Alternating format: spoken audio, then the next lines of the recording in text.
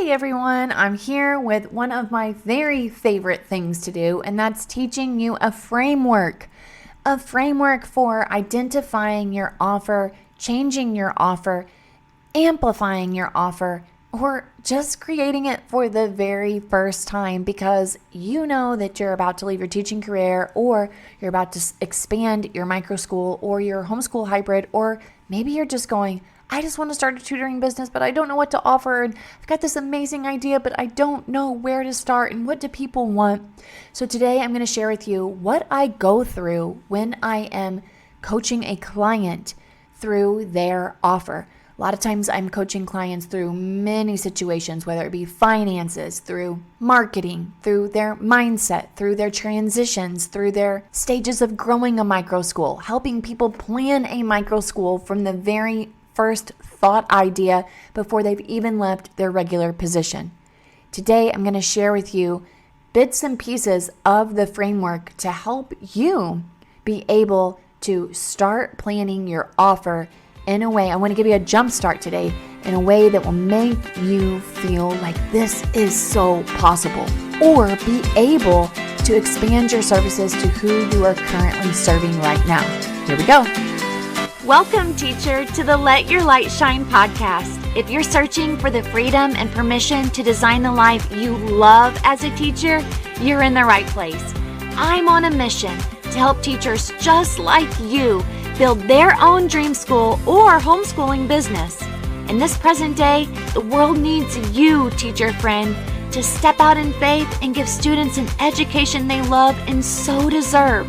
In this podcast, I will teach you how to start a fulfilling and profitable homeschooling business that lights you up. I'm Mackenzie Oliver, former elementary teacher and instructional coach, gone homeschool teacher and business builder. I'm here to empower you to step outside the classroom and choose the experiences, the curriculum, and all the moments that put a smile on your face and your students. Does it seem like a dream? Well, it did to me, until God opened the doors and made it reality. Together, we are breaking through fears and moving the crowd. So get out your notebook, sharpen your pencil. It's time to get your teach on. Don't you just love the nitty-gritty stuff? Now, this is nitty-gritty, but I will say that you have to take the time to do this, okay? Promise yourself that if you are in a situation where you are thinking, I cannot grow my school, no one is biting at my services, or I don't even know where to start, Mackenzie, I'm super scared. I've got this idea. I know I want to start a microschool. I haven't even left my job. I don't know what is going to be a good offer for the people in my area. Should I start off tutoring? Should I start off with the microschool? Should I start with the homeschool hybrid? It really, really takes some time to process through. And honestly, it takes multiple brains. I'm not going to lie. You can't sit on your back porch by yourself for the next year and try to figure it out alone. You're going to run into some major blockages, all right? You got to get a friend. You got to get a coach. You got to get a mentor. You got to get your spouse. You got to have somebody who will brainstorm with you. Now, I wish I would have had this whenever I first started, but I can tell you that once I learned how to do this, it has allowed our school to grow times 7, okay? So let's talk about the process that took place whenever I first started the school. I just started, okay? But I didn't realize that in the back of my mind, I needed to find out what these families, children, parents needed, okay? So I literally was in Missouri visiting my family because I live in Florida now. And I was asking my sister, this is during COVID, I'd already left teaching, but I did not know what I was going to do. When I was not at all preparing to start a microschool, I was not at all even preparing to homeschool my kids, but I knew that I had a problem. And I knew that a majority of people around me had a problem. And that was that they were scared to take their kids back to school for various reasons. Either they didn't agree with the mask, or they were scared their kids were going to get sick. They were looking for something different. There was just a lot of negativity. So I was paying attention to what people needed, and I was asking a lot of questions. I was asking my family, I was asking my friends, I was asking my sister, I was asking my husband. The more I asked questions to people to figure out what they were feeling, what they needed, the more I got clarity on really what it was that people found valuable. And my sister was saying, gosh, I just wish I had a place for Camden and Keller to go and not be in a mask sitting in a seat, and I'm worried about them getting sick and hand sanitizers and all of the stress that this is going to cause. And then what if they mandate vaccines? And I don't want that to happen. I just wish I could send them, like I wish you lived here, Mackenzie, and we could have our kids together and you could homeschool them and just live your best life, teaching the kids, taking them on field trips and playing with them and giving them what they needed. And I can come home and we could chill out on the back porch. Like, these were the conversations we were having. And I was like, gosh, yeah, I wish I could homeschool my girls. I don't want them to go back to that. And I really miss teaching, and I really would love to have just something quaint in my house, just a couple kids. And lo and behold, a couple nights later, I had a dream. I woke up and I knew it was what I was supposed to do. Now, from there, I will say, it sounds really fancy whenever people say, determine your target audience. Do you think I was using those words whenever I first started? You better bet your bottom dollar I was not. I was like, what is everybody afraid of?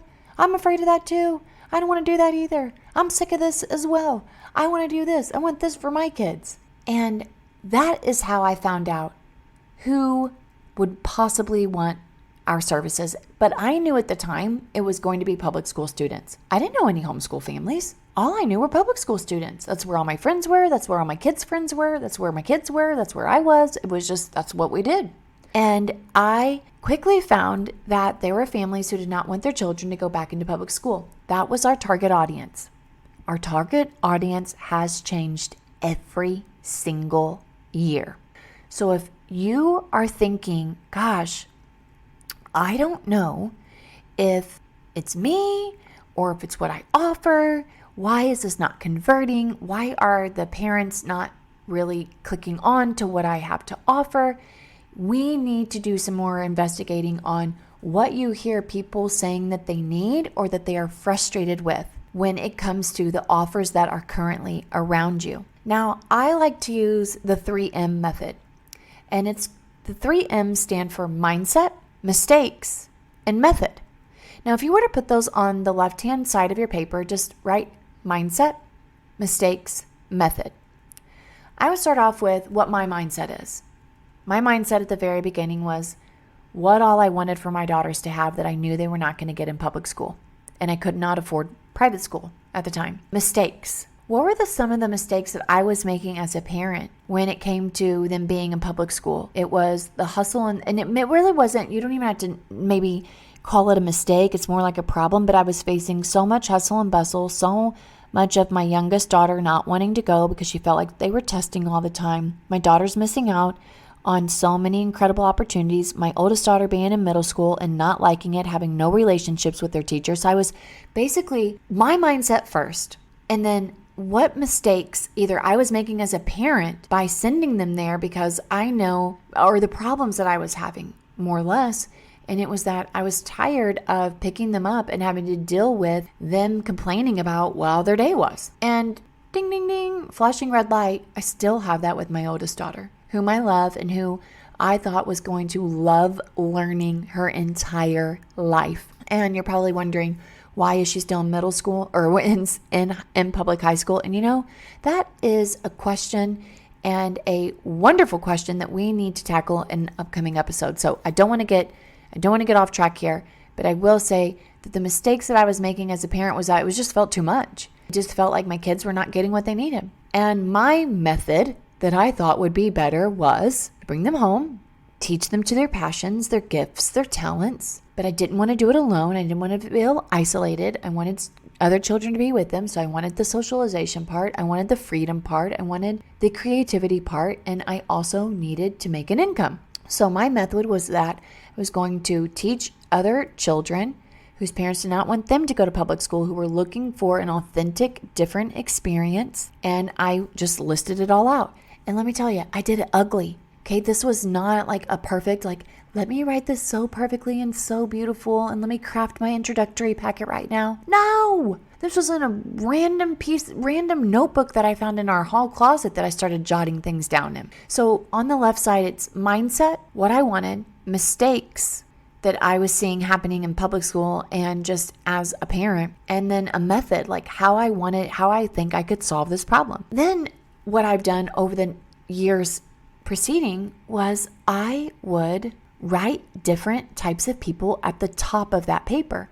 So if you had me in a column writing out what my mindset, my mistakes, my method, I wrote out, what does a parent whose child is struggling? What's their mindset? What are they thinking? What are they feeling?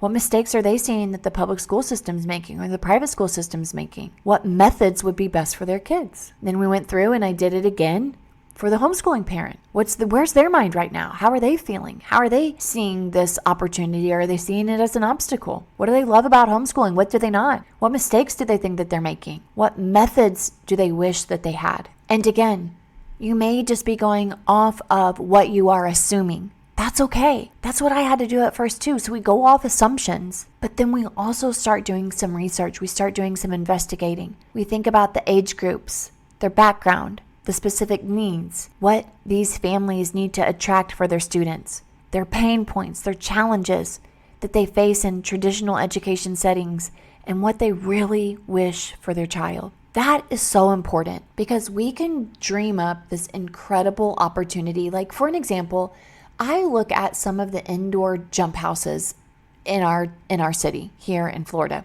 And I was driving by there the other day, and it was a really popular space called Urban Air. And it's an indoor, obstacle course or trampoline facility. And as I was looking at it, I looked at my daughter and I said, man, there is no one in there. The lights are out. It's dark. They're having to pay for this big property. It's on a Wednesday afternoon. It's at 4:30 and they're not opened. Their target market is going to have to be during the daytime. Who's their target market going to have to be during the school year? Homeschool families, right? Or after school programs. They're going to have to think about some after school programs. They're going to have to think about how to get families who are super busy Monday through Friday with baseball, homework, basketball, cheerleading, whatever it may be, music lessons. Parents are working late till 6, 7 o'clock at night. Are they going to take them to Urban Air on a Wednesday? No, probably not. I'm not saying it's impossible. But at the same time, I'm like, wow, we really have to determine who our target market is so that you can market towards them and design an offer that will appeal to not necessarily the masses, but will appeal to that specific target market. So hopefully Urban Air is doing that. You definitely know that they're getting all the hype during the summertime and on the weekends, but definitely during the school day, how are they setting themselves apart? Which go into number 2, how you uniquely serve others. So we went through the mindset, we went through the mistakes, we went through the method, and we're still in the method part here, but this method part, you could go a layer deeper, okay? So let's say on the left-hand side, we've got our mindset, we have our mistakes, we have our method, and if you draw a line underneath that, and if you make another row, and you write underneath there, Microschool. Ooh.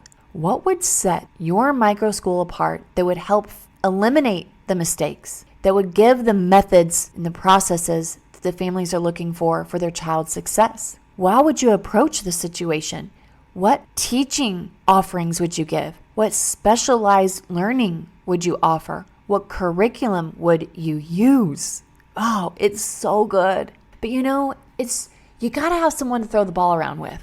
I tell you, you gotta have someone because 2 heads truly are better than 1. Could not have done this by myself. I'm constantly thinking about it, talking to my teachers, talking to my husband, talking to people in our Facebook group.